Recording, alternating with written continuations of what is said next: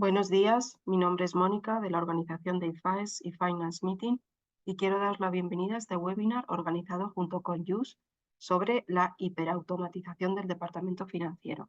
Comentaros un par de cosas respecto al funcionamiento del mismo. Si tenéis cualquier pregunta, podéis plantearla a través de la sección Preguntas y Respuestas del panel de control que tenéis en la parte inferior de las pantallas. Y cuando abandonéis la sesión os aparecerá un pequeño cuestionario que agradeceríamos que completarais. Comenzamos ya presentando al moderador del debate, Cristian Muñoz, Product Evangelist de JUS.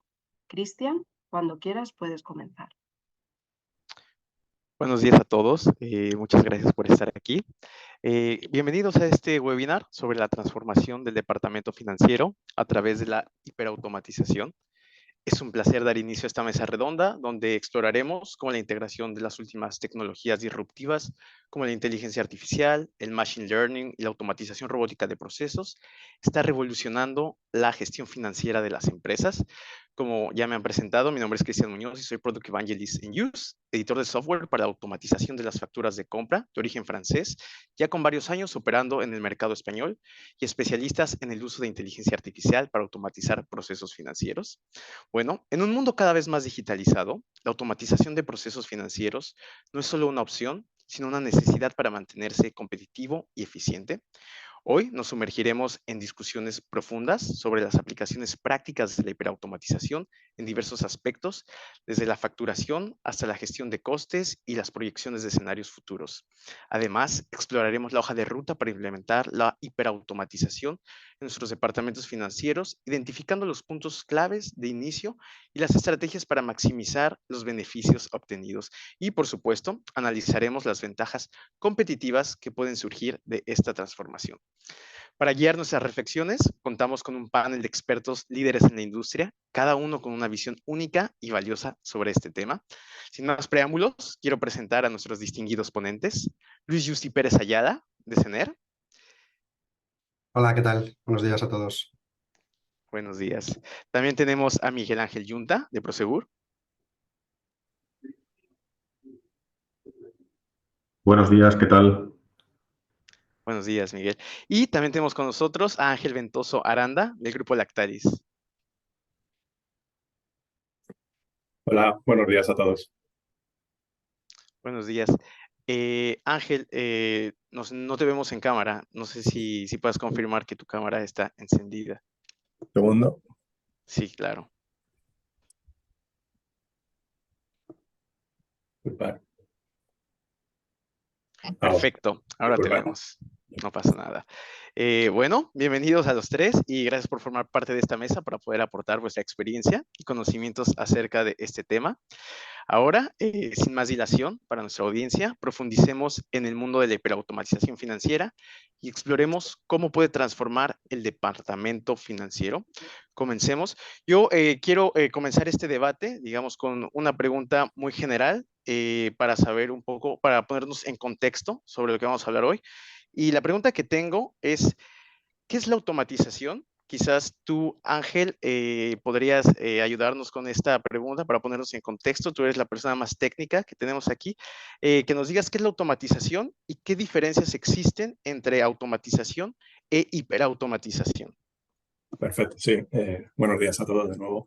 Bueno, en mi opinión existen un par de diferencias sutiles pero significativas entre la automatización y la hiperautomatización. Mientras que la automatización utiliza tecnología para realizar tareas repetitivas que se realizan a mano por personas, como pueden ser la apertura de correos electrónicos, extraer información de documentos, el mover archivos o carpetas, todo esto basado en reglas de decisión con condiciones predefinidas.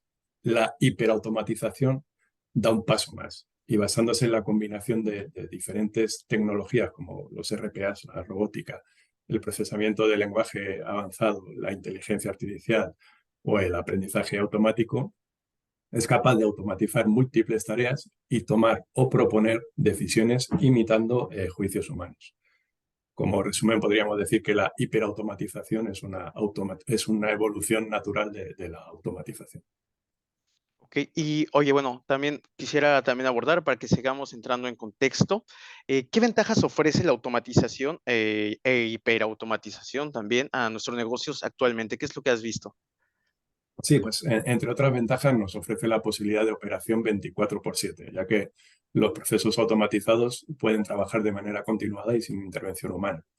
Podríamos seguir con la reducción de costes, la rapidez en la gestión e ingesta de datos en nuestros sistemas, la calidad de información procesada eliminando errores humanos y obteniendo resultados más precisos, pero sobre todo, y en mi opinión lo más importante, permite a los empleados centrarse en tareas de mayor valor añadido, dejando a estos procesos automáticos las tareas repetitivas o de poco valor. Es muy importante en todo esto ser cauto con las expectativas. No se puede pensar que un proceso automatizado o hiperautomatizado va a realizar acciones perfectas desde el minuto 1. Se trata de un proceso que necesita de adaptación y aprendizaje y que supone tiempo. También es importante destacar que, según qué casos, las propuestas generadas por este tipo de herramientas son propuestas y siempre tendrá que haber una persona al final de la cadena, siempre o en la mayoría de los casos, que tenga que dar el ok definitivo a ese proceso. Por otro lado, en mi opinión, para tener éxito en todas estas integraciones o automatizaciones, el primer paso y fundamental es identificar correctamente qué procesos son susceptibles de mejora o de automatización o hiperautomatización. Ok, perfecto. Bueno, justamente estás hablando de varias cosas, de sentar expectativas, has hablado de reducción de procesos, de quitar tareas que no son de alto valor añadido. Y aquí quisiera invitar, ahora sí, entrar más en discusión a nuestros otros dos ponentes, que son Luis y Miguel. Por ejemplo, yo quisiera saber, ¿ustedes qué ventajas han visto en general que ha aportado la automatización en organizaciones con las que han trabajado o organizaciones que han tenido la oportunidad de ver cómo trabajan? No sé quién quisiera comenzar, si Luis quisiera darnos un poco su visión. Muy bien. Bueno, yo creo que los principales beneficios, para mí el principal beneficio es el de procesar un gran volumen de datos reduciendo los tiempos de procesamiento.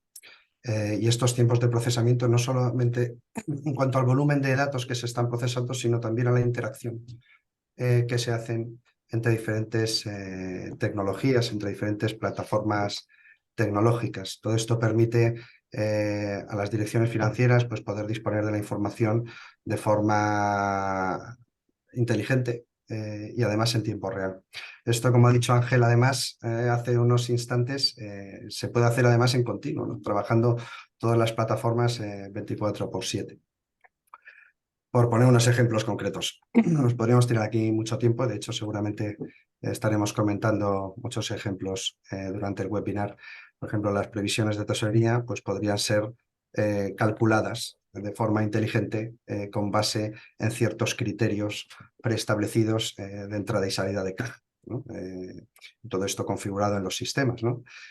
Por ejemplo, analizando fechas de vencimiento de las facturas de venta, de las facturas de compra, analizando comportamientos históricos de pagos y de cobros de determinados clientes, etcétera, ¿no?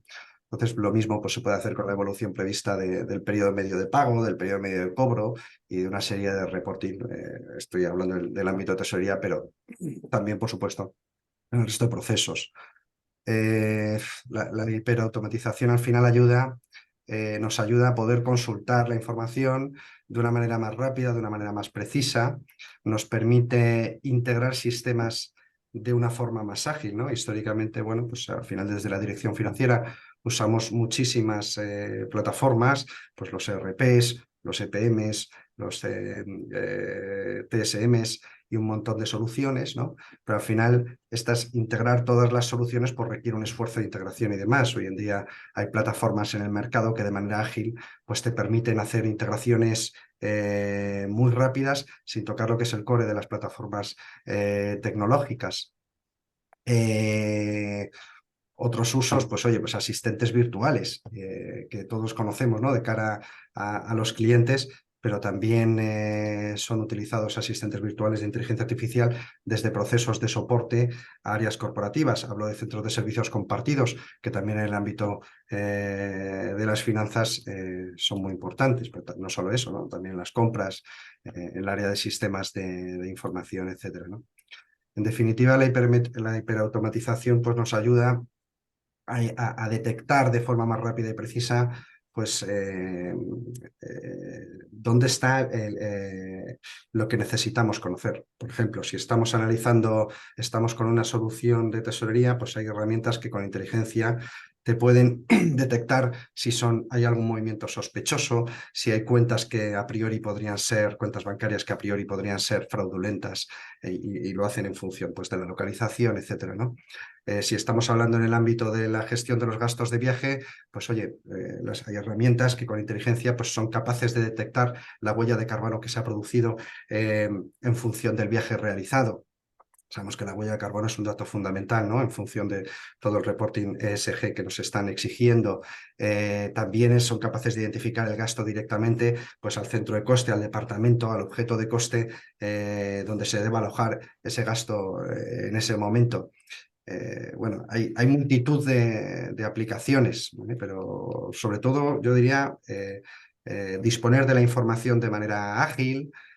Hablaría también de reducir tiempos de procesamiento, ¿no? Al final todos nos volvemos más eficientes, optimizamos los recursos, nuestras personas se dedican fundamentalmente a tareas de análisis en lugar de a tareas de procesado de información y de conciliación de la información, y estos son cambios pues, que nos están ayudando mucho. Ok, muchas gracias, Luis. De hecho, creo que has tocado muchísimos temas que espero que durante este tiempo nos alcance para abordar cada uno un poco más en detalle, porque has hablado de previsiones de tesorería, has hablado de la automatización precisamente de procesos, del diverso uso de plataformas, de las integraciones que se requieren hacer y también de las tareas de análisis. Bueno, yo creo que aquí hay muchos temas por cuál ir. Pues yo creo que un buen tema que justo del que has dicho es el del uso de los datos. Realmente con la automatización también tenemos este acceso a tener gran uso de bases de datos y yo creo que a veces cuando estamos automatizando esto puede ser un arma de doble filo o una trampa para muchos de los departamentos financieros porque pueden creer que basta con tener gran cantidades de datos cuando a veces ese no es la clave, sino cómo utilizar los datos. No sé si tú, Miguel Ángel, tengas una opinión sobre esto, si has visto empresas o organizaciones que justamente han caído en esta trampa, que creo que era el inicio en el que muchas organizaciones antes creían que bastaba con tener grandes cantidades de datos, cuando no es el caso, sino que hay que tener un gobierno del dato, más bien. Sí, bueno, Luis, la verdad es que ha sacado un montón de temas muy interesantes y uno de ellos efectivamente ha dicho que hoy en día tenemos plataformas que nos ayudan sin necesidad de tocar los sistemas de origen, consolidar los datos y trabajarlos y eliminar un montón de procesos que antes eran muy largos y tediosos, ¿no? Eso es cierto, pero yo sigo pensando que hay una parte muy relevante de ordenación previa de los datos. Efectivamente, por ejemplo, nosotros que somos una compañía muy grande con muchas geografías, muchos sistemas, muy heterogénea en todos los sentidos, ¿no? Desde el inicio de todos los procesos de transformación que se han llevado en la compañía, una de las claves fue cómo ordenamos los datos, ¿no? Y creo que fue un gran acierto desde el inicio, algo que hoy tienen la mayor parte de las grandes compañías, ¿no? Que es tener un departamento de gobierno del dato, ¿no? Que sea un poco el que gestiona y ordena la información de la compañía, el que es un poco el garante de que toda esta información, todos estos datos son fiables, proceden de sistemas corporativos, son uniformes, el mismo dato se lee igual en distintos sistemas y toda esta ordenación previa, que no es un trabajo precisamente sencillo ni rápido, es fundamental para luego con otras tecnologías poder explotar dichos datos, ¿no? Entonces, nosotros creemos creemos que este gobierno del dato es muy importante y es el garante de la calidad de los mismos, ¿no? Luego, aparte de esa parte de calidad o fiabilidad del dato, también a nosotros nos preocupa la seguridad de los sistemas, la seguridad de todas estas tecnologías que introducimos, ¿no? Y precisamente para estar tranquilos con esto, también tenemos una gran cantidad de procesos internos de asegurar que cualquier tecnología que metemos pasa todos los controles de nuestros CISOs, nuestros propios equipos de IT siguen unos procedimientos muy estrictos y metodologías muy estrictas para asegurar que cualquier tecnología que metemos para explotar dichos datos pues está dentro de los estándares que queremos en la compañía. Pero sí, a la pregunta inicial, para nosotros la calidad del dato fue fundamental la creación de un equipo que se ponga al mando, que gobierne, que ordene y que haga que un mismo dato se lee igual a lo largo de toda la compañía, ¿no? Independientemente de los sistemas por los que fluya dicho dato, ¿no? Ok. De hecho, bueno, justo de lo que veo que estamos entrando cada vez más en materia.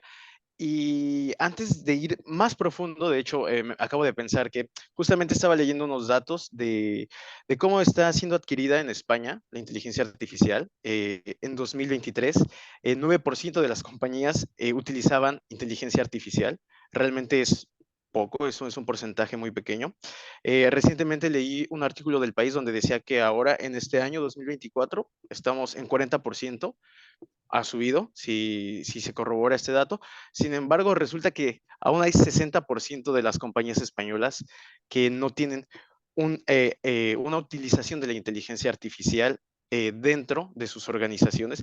Entonces, antes de ir como más en profundidad, creo que valdría la pena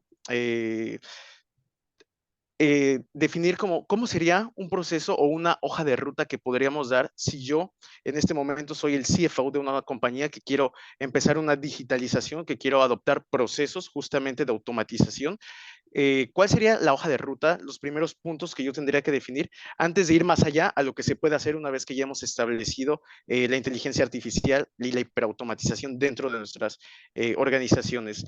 No sé quién quiera tomar la palabra y quizás podemos aquí sí intercambiar puntos de vista en cuanto a la hoja de ruta que se puede tener. Quizás son puntos diferentes o quizás convergen en el mismo lugar. ¿Quién quiere comenzar?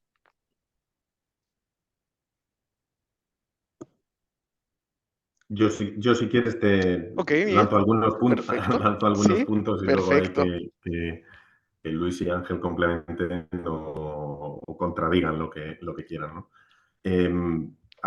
Para mí fundamental en la hoja de ruta de la transformación, el punto 1 debería ser que esto tenga el patrocinio de la dirección y de la estrategia corporativa. Esa es la base de todo. Sin esto estamos abocados al fracaso, ¿no? O sea, finanzas puede querer automatizarlo todo, hiperautomatizarlo, meter tecnologías innovadoras, que si desde la dirección corporativa o desde la estrategia corporativa no se va en esa línea, finanzas acabará frustrado y abandonará el proyecto, ¿no? Entonces, para mí ese es el punto 1. Y luego un punto también fundamental, una vez que esto lo tienes y que Ángel lo ha mencionado en su intervención, es dedicarle tiempo a identificar el proceso o los procesos que de verdad te van a causar un impacto, ¿no? En los que meter nueva tecnología va a tener un impacto relevante. Y este es un tema en el que no siempre se acierta. Por eso yo creo que es importante dedicarle tiempo y decir, oye, finanzas, ¿dónde te va a causar, dónde tienes el impacto bueno? ¿Lo tienes en cuentas a pagar? ¿Lo tienes en facturación? ¿Lo tienes en los intercompany? ¿Dónde lo tienes? Analiza bien tus procesos y mira en cuál realmente tienes un impacto, porque en ese es en el que tienes que hacer la apuesta. Y yo dejo esos dos y ahí Ángel, Luis, quien queráis, añadís. Pues yo estoy, bueno, 100% de acuerdo con la visión de Miguel Ángel. La sponsorización por parte del Consejo, del Comité de Dirección, es absolutamente esencial, ¿vale? Yo creo que... ¿Y por qué es esencial? Porque al final estamos hablando de hiperautomatización, y la hiperautomatización, para que tenga un sentido real en la empresa y para que se encuentren esos casos que está comentando Miguel Ángel, ¿no? De materialidad, de identificar dónde está realmente el valor, no ponerse a automatizar por automatizar, identificar cuáles son los casos realmente que pueden tener un impacto en el negocio, ¿no? Que lo ha comentado Miguel Ángel. Es importante tener una visión transversal. Y esa visión transversal no te lo da la verticalidad de un negocio, ni te lo da una función horizontal, como puede ser finanzas, sistemas de información, marketing o la función de compras o asesoría jurídica, ¿no? Al final necesitas, el proceso debe estar orquestado desde una manera, con una organización centralizada, y esa organización centralizada, con la dirección que se quiera poner, tiene que tener la sponsorización y el apoyo por parte de la alta dirección de la compañía. Y con esto quiero hacer hincapié en la visión global que yo pienso que se le debe dar a este asunto. Yo creo que ponerse o sea, al final, claro, la hiperautomatización es un enfoque en el que las organizaciones buscan automatizar procesos y tratan de hacerlo pues, de la mejor manera, ¿no? Pero lo que suele ocurrir en la práctica es que se hace con enfoques distintos. Y si no hay una visión común, pues finanzas acaba haciendo sus cositas, compras las suyas, sistemas de información las suyas, y no hay una visión general que realmente consiga optimizar el valor de todos estos esfuerzos, ¿vale? Yo pienso que se debe primero organizar un buen equipo, un modelo de gobierno de un proceso de esta envergadura. Yo creo que hay que darle una visión global, ¿vale?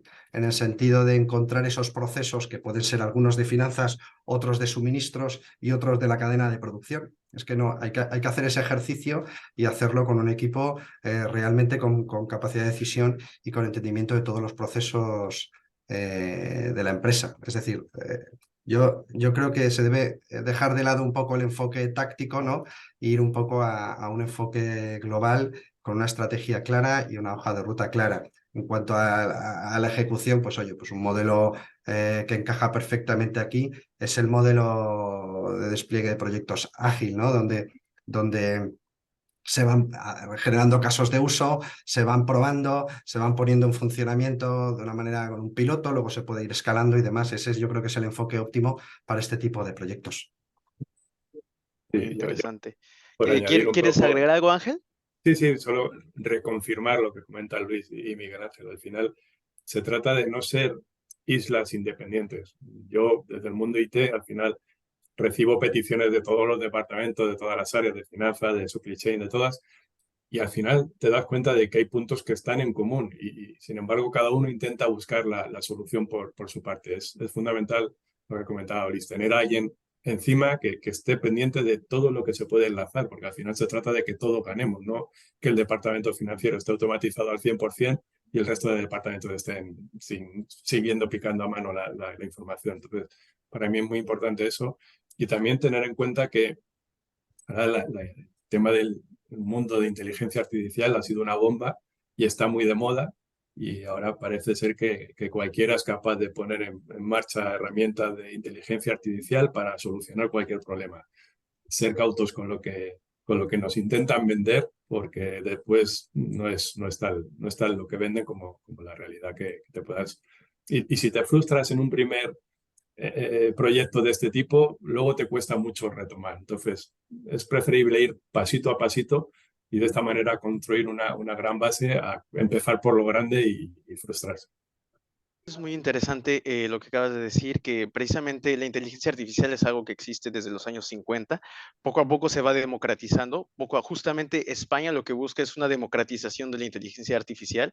De hecho, hay un plan de gobierno español para que en 2026 la inteligencia artificial acceda a más compañías españolas y que esto sea un motor para la economía justamente española. Pero nos encontramos justamente con el caso de que hay todavía ciertos sectores, ciertos perfiles, ciertos grupos dentro de la compañía que quizás no pueden tener tanto conocimiento aún en cuanto a herramientas digitales, inteligencia artificial, Y aquí sería súper interesante cómo es que se puede utilizar a las personas y se les puede hacer entrar en este proceso de adoptar la tecnología, porque yo creo que justamente cuando se tienen estos largos proyectos de integrar y de digitalizar y de automatizar, hay un perfil y hay las personas son fundamentales, pero ¿cómo integrarlas? Porque hay todavía ese miedo, esa reticencia dentro de las compañías a adoptar la tecnología.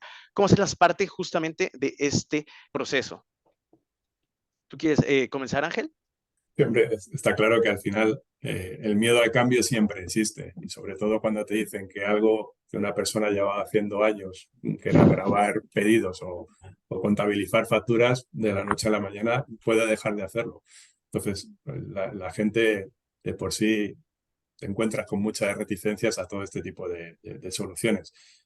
Pero una vez que salvas esa primera barrera y le dices, ahora ya no te tienes que dedicar a esto, ahora puedes dedicarte más tiempo a hacer lo que realmente interesa a la compañía que haga, que es analizar, proponer soluciones, buscar alternativas, pues la gente evoluciona con las herramientas. Hay que salvar ese primer obstáculo del miedo al cambio que todos tenemos en un momento determinado, y sin ser ambiciosos, ir introduciendo todas estas tecnologías en todos los departamentos, todas las áreas, sobre todo para coger confianza. Una vez que coges confianza en la tecnología, pues tú mismo eres el que propone nuevas soluciones. Ok, muy interesante. No sé, Luis, Miguel, en esta parte de cómo incluir a los trabajadores o a los empleados dentro de justamente de estos cambios, de estos proyectos que implican la adopción de automatización y de nuevas tecnologías. No sé si ustedes nos puedan compartir algo de lo que han visto o de cómo es que han integrado a sus equipos, si han encontrado alguna complejidad justamente, resistencia al cambio, o si no, si ha sido realmente sencillo desplegar todos estos proyectos en lo que sería que los empleados justamente adopten la tecnología. Yo estoy de acuerdo con Ángel, ¿no? Siempre hay cierta reacción al cambio, pero yo creo que cada vez más todos vemos la tecnología ya como una oportunidad, ¿no? Y además es que no, o sea, si yo pienso en mí mismo, es que no queda más remedio. O lo ves como una oportunidad o va a llegar un momento en el que va a estar fuera eres tú mismo, ¿no?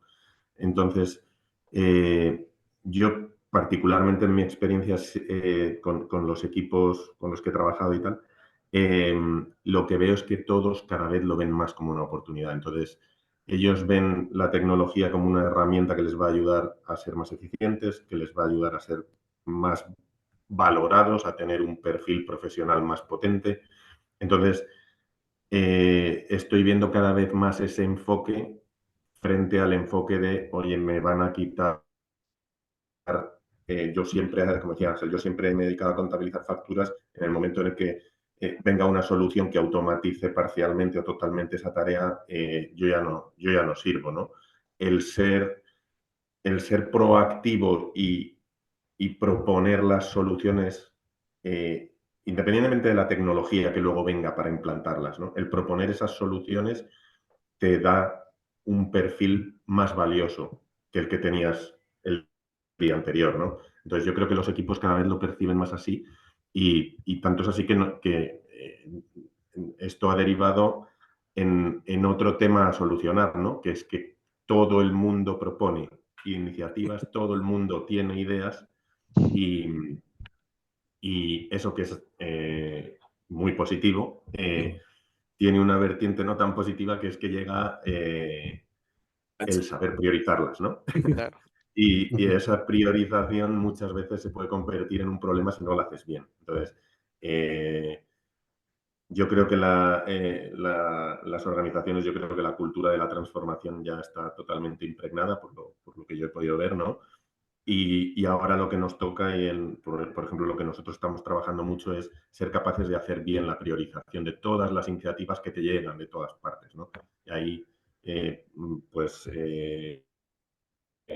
los equipos de transformación tienen un papel muy relevante para saber discernir. Tenemos que ser capaces de leccionar, entre comillas, a los usuarios peticionarios y decirle, oye, una propuesta tiene que tener un impacto detrás, no puedes traer cualquier propuesta. Está muy bien que tú te ahorres 5 minutos al mes, pero eso no tiene un impacto relevante para la compañía, no lo podemos priorizar, hay que priorizar otras iniciativas que sí lo tienen. Entonces, toda esa tarea es la que nos viene gracias a que yo creo que las organizaciones tienen ya impregnada la cultura de la transformación y por tanto también de la automatización, ¿no? Ok, perfecto. ¿Quieres agregar algo, Luis? ¿O... Es que estoy de acuerdo tanto con Ángel como con Miguel Ángel, es que es una obviedad. Al final, los trabajadores están abrazando la transformación, están abrazando el cambio, y esto es derivado de muchas cuestiones. Primero, pues como decía Miguel Ángel, oye, es que voy a mejorar profesionalmente. Segundo, porque una persona sabe que no puede subsistir en la organización si está constantemente negándose a la transformación y al cambio, porque la transformación y el cambio viene implícito con el mundo empresarial. Quiero decir, las empresas al final van obteniendo ventajas competitivas y van prosperando en los negocios gracias al cambio y la transformación que van teniendo con los clientes, pero también que van teniendo con una gestión interna. La gestión del cambio es muy importante. Es importante porque para mí la principal resistencia procede de situaciones en las que se abordan muchas iniciativas de transformación y al final las iniciativas de transformación no se ejecutan solas. Para ejecutarse requieren personas y las personas son las personas que tenemos dentro de la organización.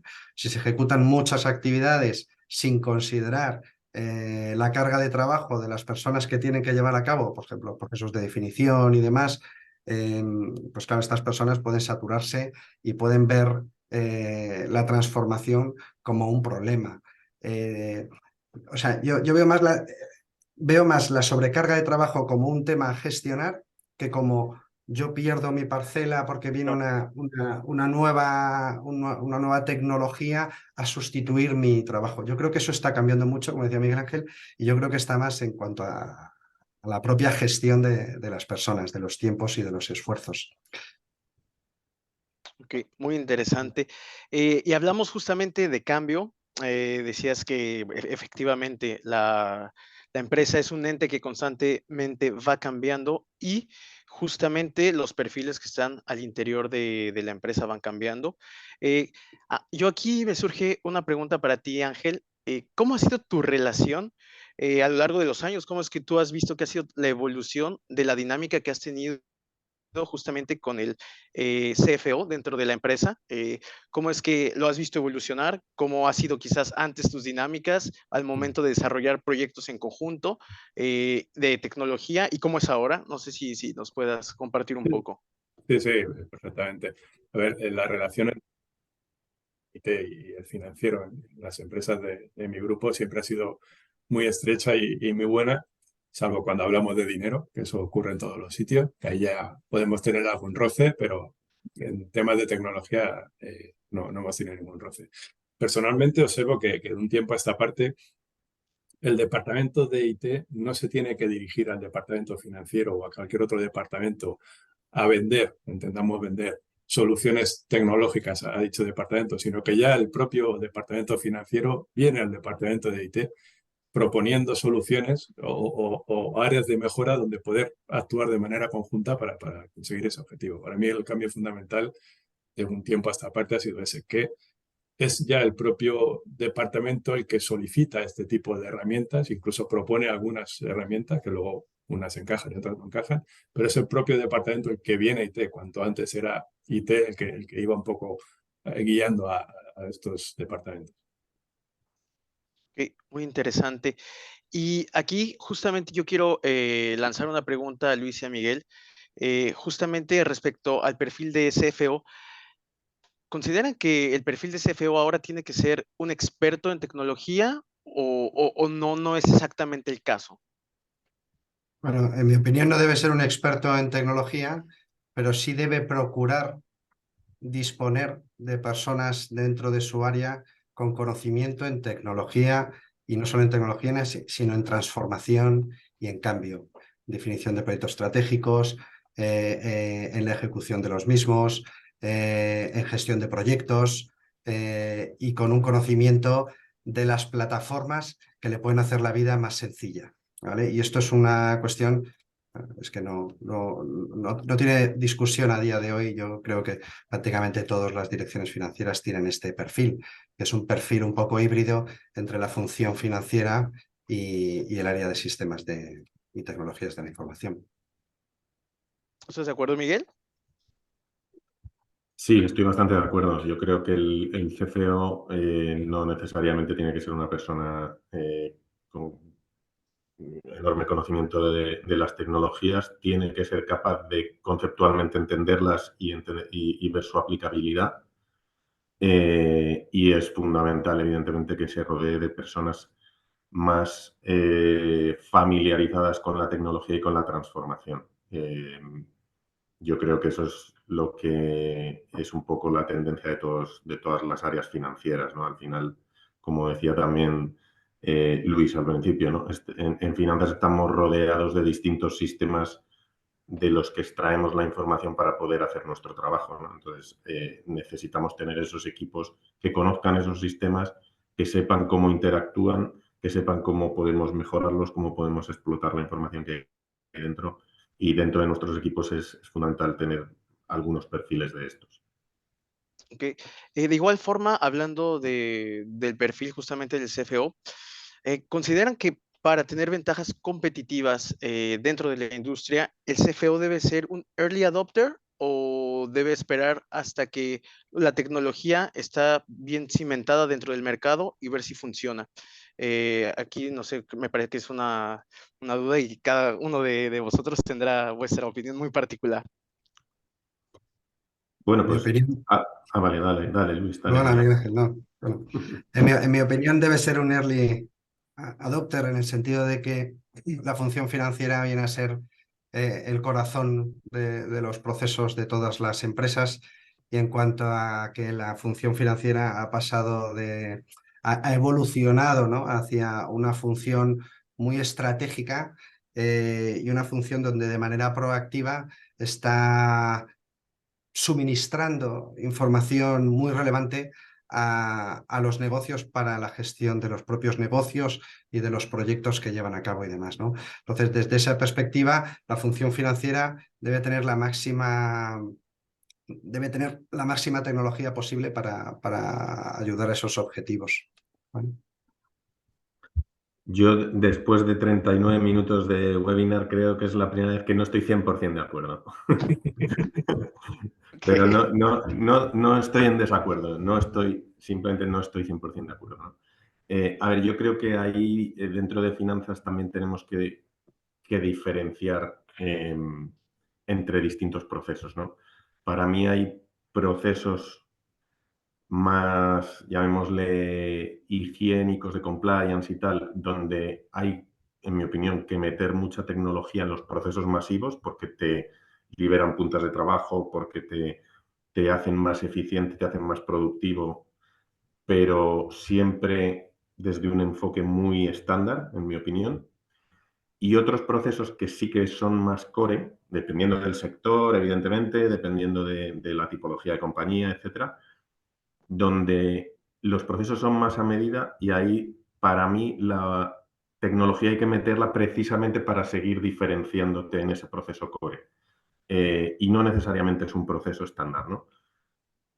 Por ejemplo, en muchos negocios la facturación es un proceso core, en otros es una máquina de sacar facturas siempre iguales, en otros tiene una aportación de valor. En esos donde hay una aportación de valor, yo creo que es ahí donde sí que hay que invertir desde las compañías y desde los departamentos financieros en potenciar esa parte core. El resto pienso que muchas veces, como decía antes también Ángel, no hay que dejarse llevar de repente ahora hay un boom con la inteligencia artificial, todos vamos a la inteligencia artificial.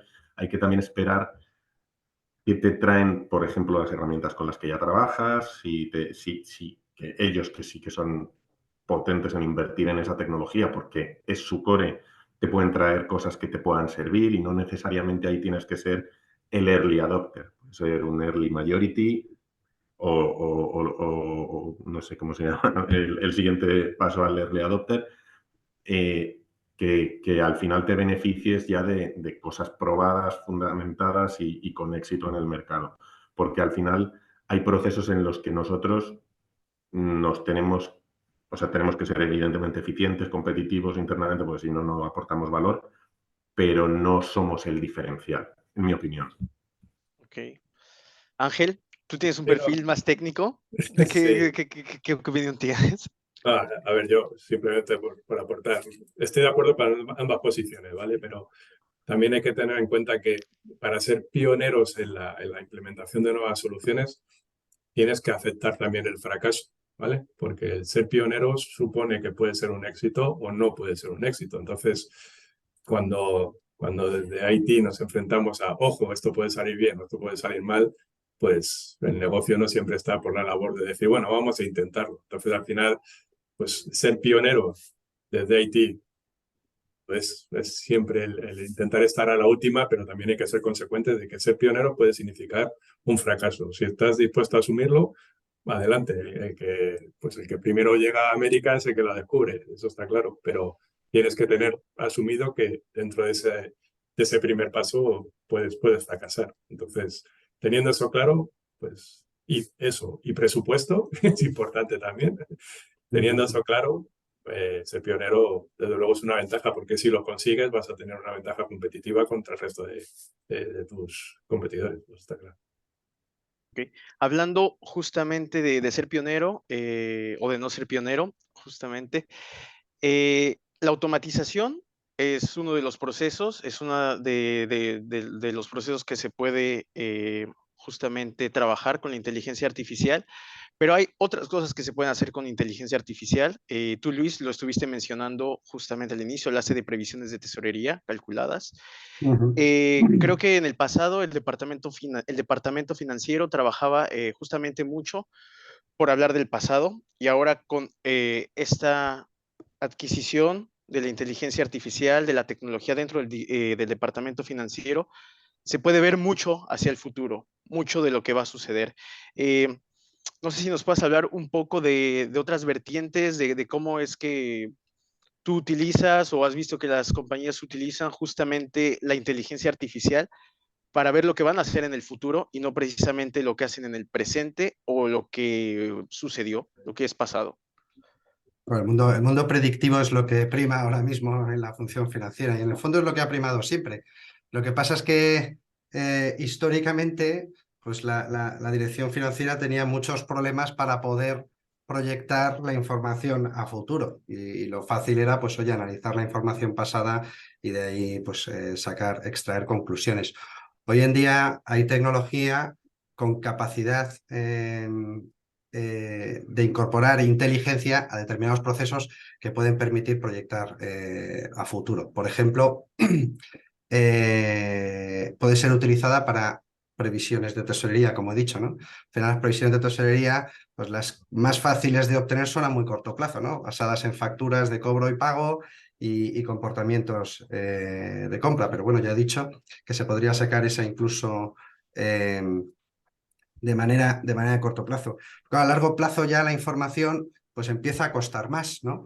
Hay que incorporar, si que vemos a un año vista, pues hay que incorporar subvenciones que no están claras, hay que incorporar previsiones de impuestos, hay que incorporar gastos de personal a futuro, salidas de caja relacionadas con gastos de personal, seguros sociales, IRPF y una serie de cuestiones pues que ya cuestan más.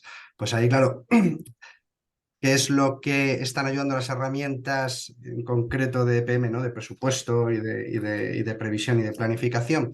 Pues precisamente a planificar de manera inteligente, a generar escenarios de comportamiento pues optimistas, pesimistas, realistas. ¿Qué sucede si cambia el tipo de cambio? ¿Qué sucede si cambia el tipo de interés? ¿Qué sucede si entro en este mercado? ¿Qué sucede si, yo qué sé, gano este proyecto o pierdo este proyecto o segrego este negocio? Y claro, esas predicciones sin herramientas son muy difíciles de hacer. No es que no es que sea imposible hacerlas, es que requiere una ingente cantidad de trabajo y hay herramientas ahí que están ayudando mucho. Eh, claro, todo esto no se puede hacer, como decía Miguel Ángel, si no tienes la calidad del dato, si no tienes los datos ordenados y las fuentes con información en tiempo, las fuentes de información, pues con toda la información en tiempo real y el dato bueno, ¿vale? Porque al final estamos hablando de conectar soluciones que tienen modelos de datos diferentes y demás. Entonces aquí, claro, todos los proyectos encaminados a tener los datos bien, pues van a ayudar después a sacar esas proyecciones, esas predicciones futuras mejor y de manera más ágil. Y aquí hablamos, oye, para hacer predicciones a futuro necesitas información del pipeline de ventas, ¿no? Necesitas de información que está en tu CRM, necesitas información del RP, necesitas información de un montón de fuentes, incluso si necesitas datos de personas, pues de la dirección de personas, si necesitas datos de impuestos, las empresas grandes suelen tener aplicaciones de impuestos y demás, ¿no? Entonces, claro, para tener esa aplicación y que funcione debidamente, es importante tener los datos fuente bien. Y para tenerlos bien y en tiempo real, pues aquí necesitas la hiperautomatización de nuevo. Oye, pues automatizar ciclos de facturación, comunicación con los clientes y el cobro, la recopilación y revisión de todos los datos de proyectos, de servicios que se llevan a cabo. Declaraciones de impuestos pues, por jurisdicción, controles de precios de transferencia, procesos de homologación de proveedores, procesos de pedidos. Pero es que aquí hay muchísimas Claro, cosas que pueden afectar. claro. En eso estoy de acuerdo que justamente ahora el problema es cómo cuidar por la calidad del dato. Y bueno, más o menos nos has explicado los puntos que utilizan en CENER para, o cómo es que tú haces para vigilar la calidad del dato. Miguel Ángel nos ha explicado cómo es que él considera que se debe de cuidar la calidad del dato. Creo que sería un poco más interesante que tú nos digas, no sé, en 3 puntos, ¿cómo es que le puedes recomendar a una compañía instalar un proceso justamente de gobernanza del dato? Tal vez tu opinión sería muy interesante para nuestra audiencia. ¿Para quién va la pregunta? Perdona, Para ti, Cristian. Luis, porque justamente Miguel, Vale. él nos ha explicado al inicio y yo creo que ahora que lo sepamos de tu boca, sería súper Sí, interesante para mí es también. importante, a ver, los modelos de gobiernos de datos se suelen establecer en función de las empresas de muchas maneras, ¿vale? Una empresa grande suele tener anillos de información, ¿vale? Entonces los anillos, el anillo del centro sería la información absolutamente core esencial para el dato, perdón, para el negocio, pero fuera hay anillos, ¿no? Entonces, estos anillos pueden ser datos recopilados en las filiales o empresas subsidiarias que pueda tener la empresa, o vinculados con clientes, etcétera. Un anillo intermedio podría ser cómo se recopilan todos esos datos en los sistemas fuente. Y el anillo central, estoy poniendo un ejemplo de organización, Claro, pero que hay muchísimos, ¿vale? Que podría ser ya el dato consolidado con todos los diferentes modelos de datos que se han ido absorbiendo de todas las diferentes sistemas de empresas filiales y demás, o de clientes y demás, ¿vale? Entonces, con ese anillo central es donde se construye el reporting a Dirección General y Consejo. Eso para mí podría ser. Pero vamos, más allá de tecnicismos y modelos de organización, para mí lo importante es tener un buen gobierno. O sea, para mí lo importante en el gobierno de los datos es, primero, conocer perfectamente qué datos que consideramos un dato, ¿vale? Y cómo se mide claro, ese dato. O sea, yo he estado en empresas, trabajando en empresas del ámbito universitario y tenían dudas de lo que era un alumno. ¿Qué es un alumno? Una persona que ha hecho la matrícula, una persona que ha claro, presentado la solicitud de admisión, una persona ya realmente admitida, una persona que está ya en la universidad, que se ha presentado, porque hay personas admitidas que luego no se presentaban en la universidad. Esto es aplicable a todo. En el sector sanitario podemos hablar también de qué se considera un paciente, ¿vale? Y así en todos los sectores, ¿no? Entonces, primero, considerar qué es un dato y cómo se va a medir ese dato. Y luego, poner un responsable, una gobernanza única para ese dato. Hablemos de proveedores, ¿quién gobierna el dato? Maestro de proveedores. Si hablamos de clientes, ¿quién gobierna el maestro de clientes. Si hablamos de bancos, ¿quién gobierna? El maestro de los bancos. Si hablamos de cuenta bancaria, ¿quién gobierna? Todo el mundo puede crear una cuenta bancaria, la puede crear solamente una unidad, la puede crear solamente un grupo de personas, ¿vale? Y para mí eso es fundamental.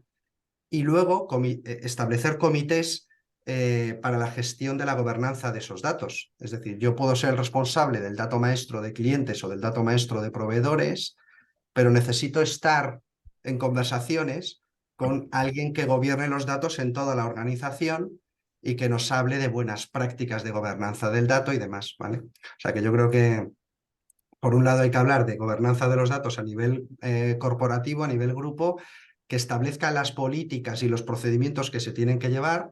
Por otro lado, ir bajando en cascada hasta la gobernanza de lo que es el dato, ¿vale? El responsable único de cada dato. Perfecto. Bueno, lo que dices me parece que es súper importante porque justamente a veces nos detenemos en las compañías a querer implantar procesos muy complicados, a querer utilizar tecnologías que son a veces realmente muy sofisticadas. Sin embargo, los fundamentos a veces los dejamos de lado y que es lo más importante. Si no tenemos datos bien cuidados, de nada sirve la implementación de la tecnología que estemos utilizando. Finalmente, se nos acaba el tiempo y yo creo que ha habido temas muy interesantes y que podríamos seguir discutiendo. Desafortunadamente se va el tiempo. Yo quisiera nada más que me dieran su conclusión o un poco su reflexión sobre la automatización en la actualidad para las compañías españolas. ¿Cómo es que precisamente, cómo es que ven que las compañías tienen que abrirse a este uso de las tecnologías? Debido a que, como he dicho, es un plan del gobierno español para impulsar la economía de aquí a 2026. Entonces, su reflexión de cómo España tiene que abrirse a las nuevas tecnologías dentro de las compañías. ¿Quién comienza? Sí, yo en mi opinión, a ver, sí que yo considero que España, sobre todo las grandes compañías, sí que tienen un alto grado de automatización, ¿vale? Nos falta todavía dar ese pequeño salto o gran salto a la hiperautomatización, ¿vale? Pero las compañías en España, las grandes sobre todo, tienen un nivel alto de automatización. De cara al futuro está claro que las empresas grandes, si no se automatizan o siguen apostando por este entorno, se van a quedar desfasadas más pronto que tarde. Perfecto, muchas gracias, Ángel. Miguel. Sí, yo creo efectivamente que hay que aprovechar la tendencia, sobre todo yo creo que todas las compañías están apuntando a aprovecharla en sus procesos core, que para mí es lo que tiene mucho sentido. Y lo que es importante es que nosotros en las áreas que no somos tan core, porque somos un poco áreas transversales de back office y tal, seamos capaces de incorporarla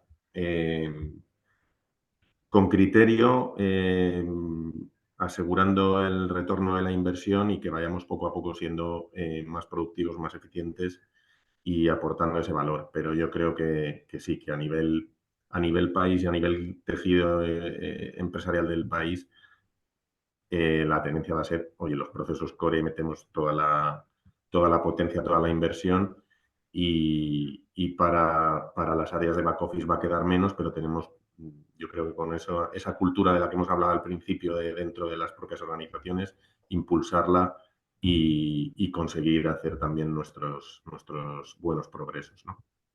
Perfecto. Muchas gracias, Miguel. ¿Y tú, Luis?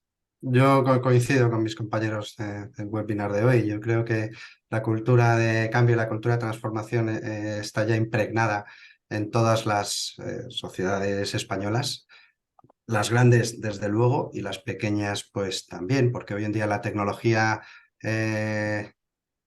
claro, podríamos saber si es cara o barata, ¿no? Pero tecnología a todos los precios, para todos los precios y para empresas de todos los tamaños, ¿vale?